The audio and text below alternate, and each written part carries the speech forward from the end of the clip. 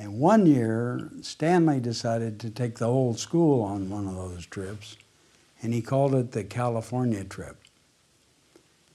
So we bought a bus, school surplus, yellow bus, put the whole school in the bus, and we started out. And none of us knew where we were going except for Stanley.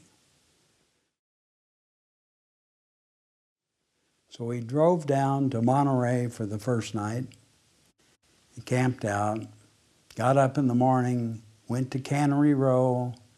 Stanley stood out on the sardine factories on the steps there and read Cannery Row, Steinbeck, as the sun was coming up, and it kind of gave you a feel that you're going to be looking at California. The second place we went was Fort Ord. Pulled up to the gate, and the war was going on, and Stanley asked if we could come in. And they said, "Had you made reservations?"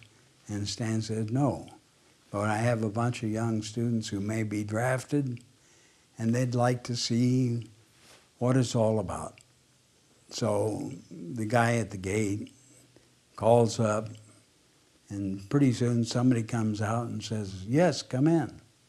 And they took us in and gave us a complete tour of Fort Ord, which was amazing.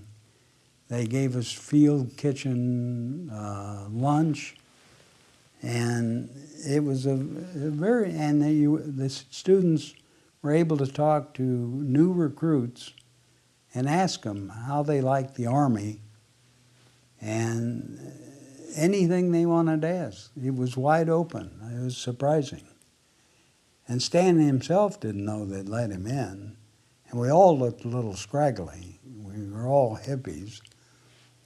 So that was interesting. And then we drove on down. The second stop was Gallo Winery, because there was a big boycott by the farm workers against Gallo.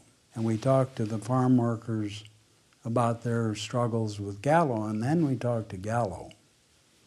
So it was that kind of trip where we went around California, we looked at hot spots, we made it up to Tahoe to see if the lake was clearer or filthier because of the new casinos they were putting up there. And of course, the casinos were going to destroy the environment. We talked to this guy by the name of Smiley, I think it was, at the Chamber of Commerce, and he said the lake is 10 times cleaner than it was before the casinos. He had all the stats and facts, and the students could ask him any kind of question they liked. And our last stop was in Sacramento, where we went to Jerry Brown's office, and Jerry was known not to meet with anybody at that time, Governor Moonbeam. But Stanley had roomed with him at I-House at Berkeley. Not room, but they were in the I-House at the same time. And so he had called Jerry, it's the only preparation he made, and asked if Jerry would see us. And Jerry said, "Well, pretty busy as governor, but I'll have my right-hand person there."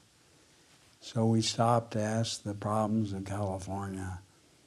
And during the discussion, Jerry came in and talked with the students. And it was just an amazing trip. It's the kind of trip you just don't get. And that was all Stanley's doing. And none of the rest of us knew what was happening, but it was educational for all of us.